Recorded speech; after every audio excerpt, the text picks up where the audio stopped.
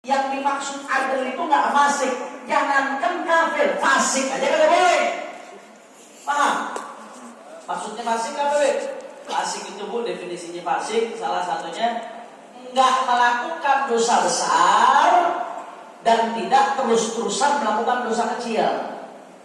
Nah, kalau orang melakukan dosa besar, alhamdulillah mendalik zina, rampok, mabok, dosa besar tuh minal kabair.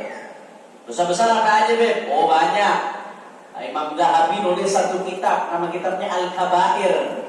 Di situ dikumpulin tuh Imam Zahabi dosa-dosa besar tuh apa aja. Sama Ibnu Hajar dilengkapin lagi Az-Zawajir 'an Iktirafil Kabair, lebih lengkap lagi. Tuh, kalau mau tahu dosa-dosa besar di situ. Ya walaupun kalau melihat kebesaran Allah Subhanahu wa taala enggak ada dosa yang kecil. Karena kita ketika maksiat jangan pernah anggap satu dosa itu kecil. Kenapa? Karena ketika kita maksiat dilihat oleh Allah Subhanahu wa taala. Itu. Maksudnya adil itu Pak Bu enggak fasik. Fasik itu apa? Fasik itu melakukan dosa besar atau enggak ngelakuin dosa besar, ngelakuin dosa kecil. Tapi terus-terusan ngelakuin dosa kecilnya. Contoh, melihat aurat. Melihat aurat itu kalau dari segi fikih ya masuk kategori dosa kecil. Walaupun tetap kalau melihat dari kebesaran Allah nggak ada dosa yang kecil. Nggak pantas kita dosa di hadapan Allah Subhanahu wa taala. Tapi kalau kita bicara hukum ya dosa kecil. Cuman kalau terus-terusan ada janda tetangga setiap pagi baru mandi rambutnya basah, bapak-bapak mandang ini nggak berhenti-berhenti. Udah gitu pakai koran, mandang ini korannya dibolongin, saudara. Karena gak kelihatan. Terus-terusan dilihatin. Biarkan terasa kecil, tapi kalau terus-terusan gak berhenti-berhenti, dipantengin, itu bisa jadi fasik juga, saudara. Na'udzubillah, amin. Mudah-mudahan Allah ampunin dosa-dosa kita, insyaallah. Amin ya rabbal alamin. Ada susah. Ada zaman amal fisik. Zaman yang kita sekarang ini, Bu, zaman hampir tidak ada orang yang selamat daripada kefasikan. Na'udzubillah min dzalik. Itu syaratnya. Syarat yang kelima harus adil. Jadi adil di sini adil maksudnya bukan adil lawannya zalim, bukan. Tapi adil lawannya apa? Berarti kalau penghulu fasik boleh apa enggak? Boleh. Bagaimana kita bisa mempercaya sama dia? Orang yang ngegampangin urusan agama Allah, nanti akhirnya urusan hukum digampangin dong sama dia. Dientengin begitu aja. Kira-kira jelas apa kagak? Nah, itu kita khawatirnya. Kemudian yang keenam, faqihan arifan bima la budda minhu fi masail nikah wa maqadiril iddah wa inqidaiha wa shara'il talaq wa raj'ah wa kinayatihima. Orang jadi penghulu mesti ngerti fikih. Mesti mendalami fikih. Apa fikih semua bab-bab? Nggak harus. Kalau emang dia tugas penghulu, dia mesti mendalami fikih yang berkaitan dengan nikah. Fikih yang berkaitan dengan talak, lafaz-lafaz talak seperti apa, rujuk lafaznya seperti apa, iddahnya perempuan berapa lama, itu mesti paham tuh. Nah, kalau dia nggak paham itu, maka nggak bisa jadi penghulu. Kira-kira jelas apa enggak? Nah, ini di syarat yang terakhir ini, kadang yang sekarang banyak nggak terpenuhin. Asal yang penting punya gelar, udah S1, SHI, sarjana hukum Islam, biarkan kagak bisa ngaji, tetap aja maju. Akhirnya banyak yang ngaco. Alhamdulillah, amin. Makanya itu pentingnya, Bu, Pak. Pentingnya ketika ada pernikahan mengundang ulama. Bukan kita ngerendahin penghulu, bukan. Kita hormat sama penghulu-penghulu yang memang alim di bidangnya. Banyak yang alim. Saya nggak mengatakan semuanya begitu, Kak. Tapi ada yang memang ngawur. Ada yang memang nggak mendalami hukum-hukum seperti ini secara detail dari kitab-kitab sumbernya langsung. Nah, itu pentingnya kalau kita ngawinin jangan cuma mikirin orkes. Ini kadang-kadang ibu-ibu nih ngawinin yang dipusingin waduh tuh, panggungnya, dekornya, cateringnya, semua macam dipikirin, pusing apa koyo biji-biji kalau ngawin itu. Tapi nggak dipikirin masalah nikahnya, yang paling penting tuh. Yang paling penting nikahnya sama ada nih. Benar apa kagak? Menurut kamu kan tuh? Nah, makanya undang ulama, undang kiai, undang habaib yang memang benar-benar ngerti masalah ini. Tujuannya apa? Kalau ada apa-apa dia bisa negor. Kalau ada apa-apa dia bisa ngingetin. Kira-kira jelas apa ada? Insya Allah. Nah di sini Al-Habib Muhammad bin Salim bin Hafid bin Syekh Abu Bakar bin Salim mengingatkan, yanbaghi limutawalli 'ubudul ankihah, hendaknya untuk orang yang pengen melangsungkan akad nikah, idza tuliba minhu, manakala diminta darinya untuk melakukan hal tersebut, idza tuliba minhu, apabila diminta darinya untuk apa? An yubashira 'aqdun nikah, untuk melangsungkan akad nikah. Sawan kana huwal wali atau kana safiran mahdhan, baik orang tersebut adalah wali atau dia safiran mahdhan. Safir mahdhan ini maksudnya dia wakil. Dia bukan wali aslinya, cuma dia jadi wakil, diwakilkan kepada dia. Itu safiran mahdhan, namanya safir. Safir itu kalau pakai bahasa modern artinya dubes, duta besar. Duta kan mewakili. Dubes Indonesia yang ada di Saudi Arabia, berarti dia mewakili pemerintah Indonesia di Saudi Arabia. Dubes Indonesia di Malaysia, berarti dia mewakili Indonesia di mana? Di Malaysia. Wakil, makanya disebut safir. Nah, baik orang tersebut memang wali atau dia wakil, maka harus apa? Apa yang dia lakukan? Yang bagi apa? Failnya yang bagi alias ala qabla mubasyaratil 'aqdi al-umur. Orang kalau mau melangsungkan akad nikah harus nanya beberapa hal. Makanya jangan tersinggung lupa. Kalau ditanya calon pengantin ditanya, emang harus? Mesti ditanya. Apa yang mesti ditanya? Ini dijelasin di sini. Yang pertama, minha an yas'ala 'ani zaujah hal hiya bikir am thayyib. Yang mesti ditanya pertama, mohon maaf, jangan tersinggung kalau calon pengantin ditanya ini. Emang harus ditanya. Ini calon pengantin perempuan bikir atau thayyib? Masih perawan atau udah janda? Jelas apa enggak? Jangan tersinggung, emang harus ditanya. Kenapa memang harus ditanya? Karena Pak Bu, perawan atau janda nanti ada implikasi hukumnya. Kalau perawan hukumnya begini, kalau janda hukumnya begini, nanti akan kita jelaskan. Nah, tapi jangan salah paham, definisi perawan atau janda di sini bukan seperti definisi di tengah umumnya masyarakat, bukan. Perawan atau janda di sini definisinya bukan seperti definisi medis. Kalau definisi medis, Bu, Pak, pokoknya mohon maaf, ilmu nih, saya bicaranya agak vulgar sedikit. Gak apa-apa ya. Kalau definisi medis yang masih ada selaput keperawanan itu disebut perawan. Kalau udah kagak ada selaput keperawanan, sebabnya apapun nggak disebut perawan tuh. Perawan itu yang ada selaput keperawanan. Itu definisi medis. Kalau definisi syariat nggak begitu, Pak. Definisi syariat lain, bukan berarti bertentangan ya, tapi definisi yang punya implikasi hukum nih. Apa perawan? Maksudnya perawan dalam syariat itu apa? Yallati lam tazul bakarutuha biwaqin. Perawan itu adalah yang bakar selaput keperawanannya lam tazul biwaqin, belum hilang dengan cara watak, dengan cara bersetubuh. Nah, jadi selama selaput keperawanannya tidak hilang dengan cara bersetubuh, maka dia disebut perawan bikir. Bahasa Arabnya bikir. Baik emang selaput keperawanannya masih ada, atau selaput keperawanannya udah nggak ada, tapi nggak adanya bukan gara-gara bersetubuh. Nggak adanya misalkan kasak toh gara-gara jatuh. Kan ada tuh, zaman dulu biasanya orang perempuan, Bu ya, anak perempuan biasanya kan sama orang tuanya dilarang naik sepeda ya Bu ya. Itu zaman dulu tuh, orang dulu tuh. Kenapa? Karena bisa jatuh. Kalau jatuh selaput keperawanannya bisa pecah. Kalau gue bilang balik. Nah, andai kata ada anak perempuan jatuh, selaput keperawanannya pecah, dalam syariat dia dinamakan perawan atau janda? Perawan. Tetap dia perawan. Kenapa? Karena selaput keperawanannya hilang bukan karena bersetubuh. Selama hilang bukan karena bersetubuh, maka statusnya disebut perawan. Atau ada sebagian perempuan yang iddatu haid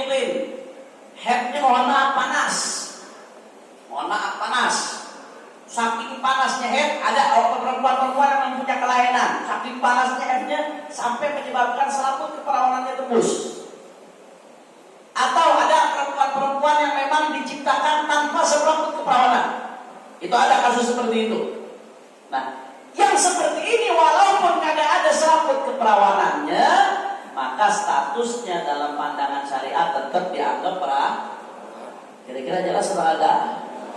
Makanya mohon maaf orang laki, mohon maaf, nggak boleh suzon. Selama perempuannya baik, selama perempuannya zahirnya, masya Allah, tabarakallah, bukan perempuan nakal. Andai kata tahu-tahu nikah, mohon maaf, kagak pecah selaput keperawanannya, nggak boleh suzon. Tanya, mungkin sebabnya, mungkin karena memang dia sudah pernah jatuh, atau mungkin karena ada kelainan ketika headnya, atau mungkin dia memang diciptakan tanpa selaput, itu mungkin. Makanya nggak boleh jadi patokan, nggak boleh. Begitu dia nikah, nggak ada dalam keperawanannya, lu zina ya, nggak boleh. Haram itu bu, itu namanya qadzaf. Nuduh orang lain zina tanpa ada 4 saksi yang menyaksikan secara langsung, itu nggak boleh, qadzaf namanya. Itu bisa dicambuk 80 kali. Na'udzubillah min. Jelas ya? Jadi itu definisi perawan. Definisi perawan dalam pandangan syariat, pokoknya barang siapa yang selaput keperawanannya tidak hilang karena wabah, maka dia disebut perawan. Baik emang masih ada, atau sudah hilang karena jatuh, atau sudah hilang karena panas, selama bukan hilang karena wabah, karena persetubuhan, maka tetap disebut perawan. Kalau janda bagaimana deh? Nah, di dalam pandangan syariat, definisi janda sebaliknya. Barang siapa manzalat bakaratuha biwaqin at-thayyib wa hiya allati manzalat bakaratuha biwaqin. Janda itu yang hilang keperawanannya karena watak. Sawaun kana halalan, baik wataknya itu halal memang karena nikah. Maka maksudnya thayyib bukan janda berarti gak punya laki ya, jangan salah paham ya. Maksudnya di sini dia bukan perawan lagi, maksudnya statusnya baik yang pernah hilang karena nikah yang halal atau karena zina. Nah, perempuan zina maka statusnya bukan perawan lagi bu, statusnya thayyib, bahasa Indonesianya janda walaupun dia belum nikah. Atau karena warta syubha ini la yusaf bil hil wala bil hurmah, enggak disifati dengan halal enggak haram. Bagaimana contohnya di warta syubha? Kalau tadi kan yang halal jelas, persetubuhan dalam pernikahan itu disebut warta halal. Atau zina jelas warta haram. Ada namanya warta syubha. Warta syubha ini enggak halal, enggak haram. Contohnya bagaimana? Contoh. Ada saudara kembar. Namanya Mimin sama Momon. Jangan-jangan ibu gue ada namanya Mimin nih. Ada kira Mimin sama mirip, benar-benar mirip. Nah akhirnya si Mamat nikah sama Mimin. Mamat gak pernah ketemu Mimin sebelumnya. Mamat laki-laki lugu. Nah, dia sebelum nikah sama Mimin gak pernah komunikasi, gak pernah ketemu sebelumnya. Pokoknya nikah aja udah jadi. Begitu nikah malamnya, orang tuanya juga polos-polosan, kagak dianterin. Mana yang Mimin, mana yang Mumun, kamarnya sebelahan.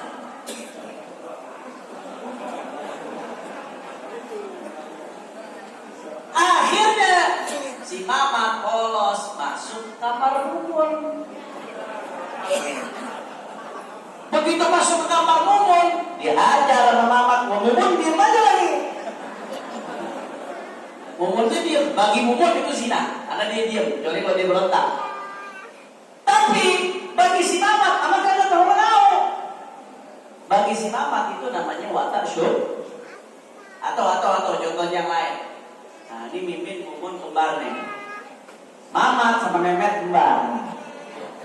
Mamat nikah sama Mimin, Memet nikah sama Mumun. Begitu malam pertama kebalik, si Mamat masuk ke Mumun, si Memet masuk ke Mimin. Dua-duanya kagak tahu, sama-sama nggak tahu muka, langsung dinikahin aja. Kejadian bagaimana tuh? Zina atau bukan? Nah itu nggak disebut zina. Kalau benar-benar kagak tahu ya, Jangan udah tahu dilanjutin, zina namanya itu. Udah namanya. Benar-benar nggak tahu dia, benar-benar nggak tahu benar-benar. Nah itu namanya watak syubhat. Paham? Itu namanya watak syubhat. Syubhat nanti ada 3 macam, nanti akan kita jelaskan. Ada syubhat fa'il, ada syubhat tarik, ada satu lagi nanti akan kita jelaskan. Nah, pokoknya intinya selama selaput keperawanan itu hilang sebab watak, sebab karena memang hubungan, baik itu hubungan yang halal atau hubungan yang haram atau hubungan yang syubhat, selama seperti itu maka perempuan itu berubah statusnya menjadi hayyid.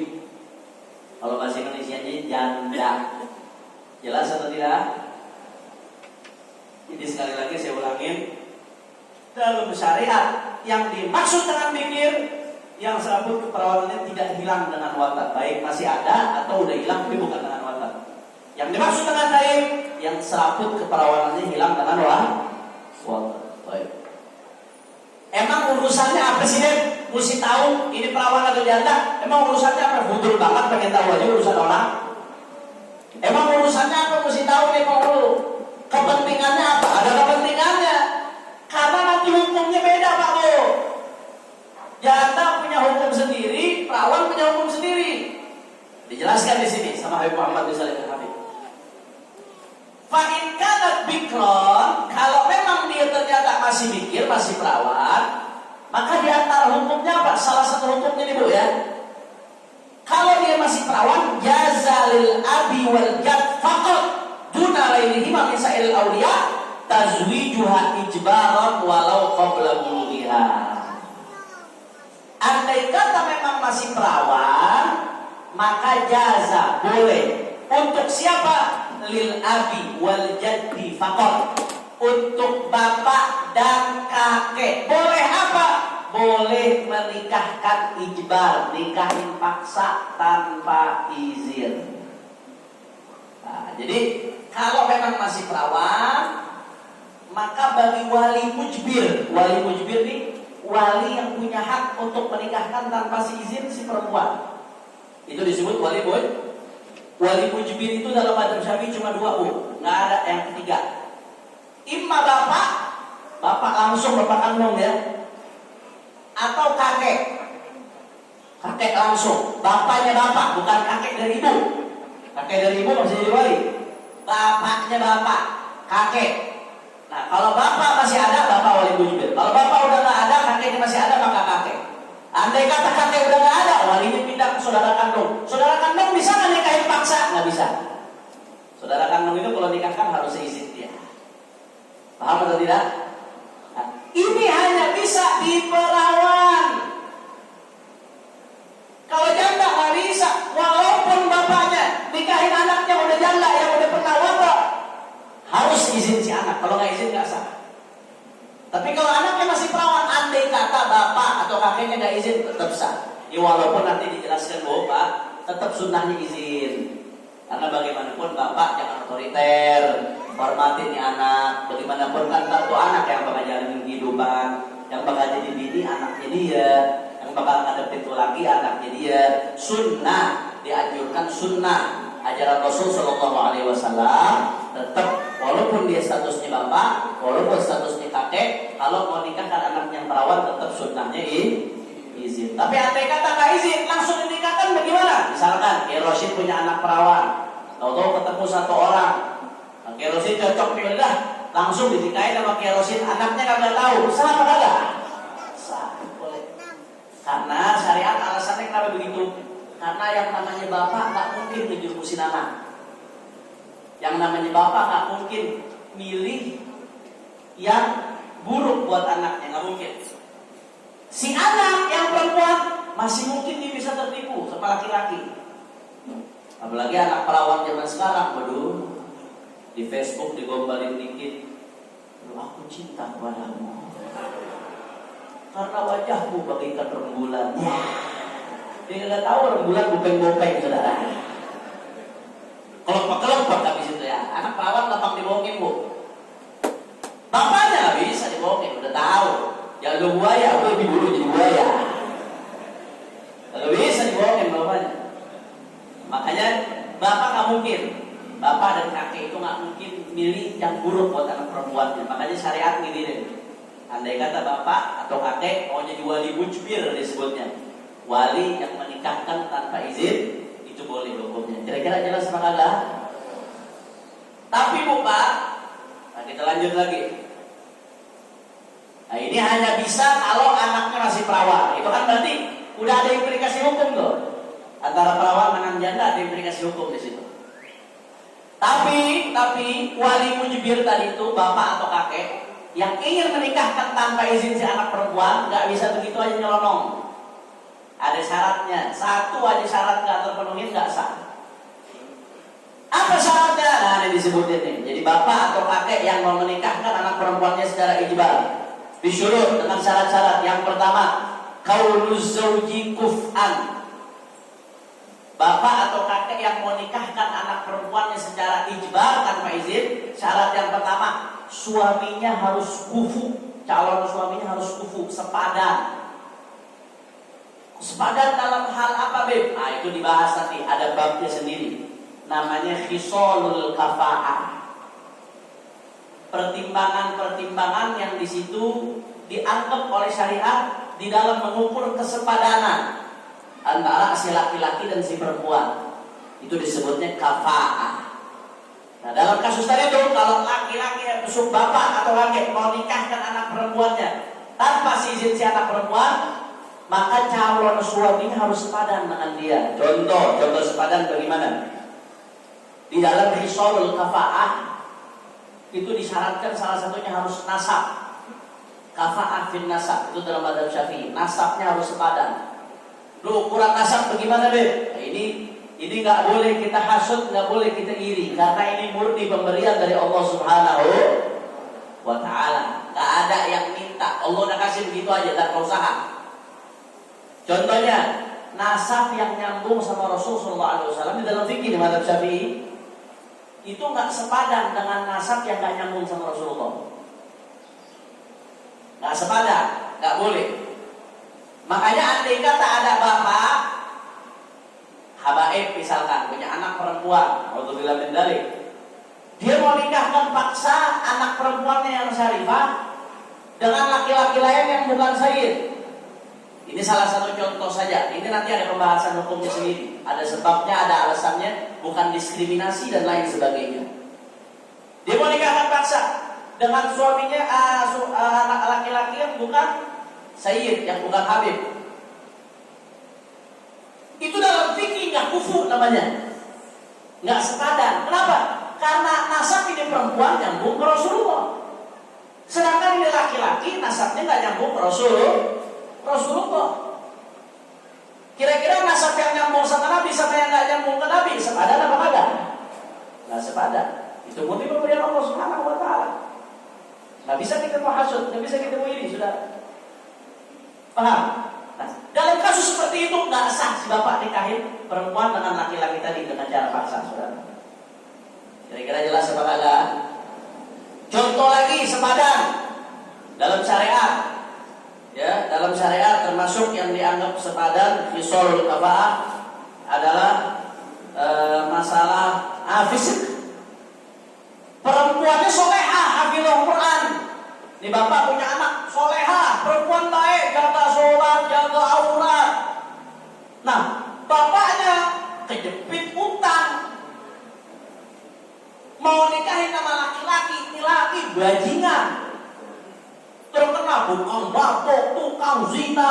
Cuman gara-gara di bapak kejepit utang, udah bener-bener kedesak, dia mau nikahin anak perempuan itu dengan paksa ke laki-laki tadi yang fasik. Perempuannya soleha, laki-lakinya fasik.